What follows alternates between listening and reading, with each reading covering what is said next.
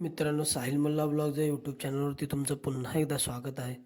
तर मित्रांनो, आज एक भव्य दिव्य असं ओपनचं मैदान होतं आहे बडेबाबा केसरी या नावाने, मौजे निमसोड तालुका खटाव जिल्हा सातारा या ठिकाणी.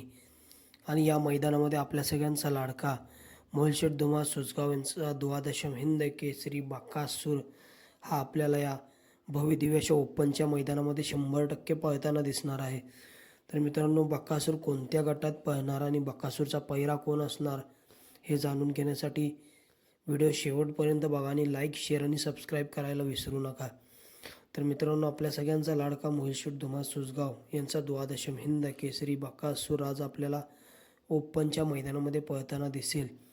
आणि मित्रांनो, भव्य दिव्य असं बडेबाबा केसरीचं मैदान आहे निमसोड तालुका खटाव जिल्हा सातारा या ठिकाणी. आणि या मैदानामध्ये बकासूरच्या नावाने मित्रांनो 2 चिठ्ठ्या निघालेल्या आहेत. गट क्रमांक 14मध्ये तास क्रमांक 2वरती आणि गट क्रमांक 25मध्ये तास क्रमांक 5वरती. या दोन्हीमधल्या एका गटामध्ये आपल्याला देव बकासूर 100% पळताना दिसेल. आणि बकासूर आपल्याला आज या भव्य दिव्य अशा ओपनच्या मैदानामध्ये पहिरा देखील एक टॉपचा असणार आहे.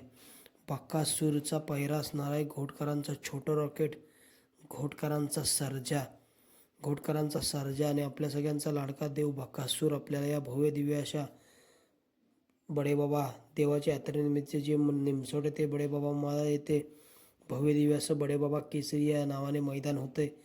त्या मैदानामध्ये आपल्या सगळ्यांचा लाडका मोहिलशेठ धुमा सुजगाव यांचा द्वादशम हिंद केसरी बकासूर आणि घोटकरांचं छोटं रॉकेट, घोटकरांचा सर्जा आपल्याला 100% या मैदानामध्ये पळताना दिसतील.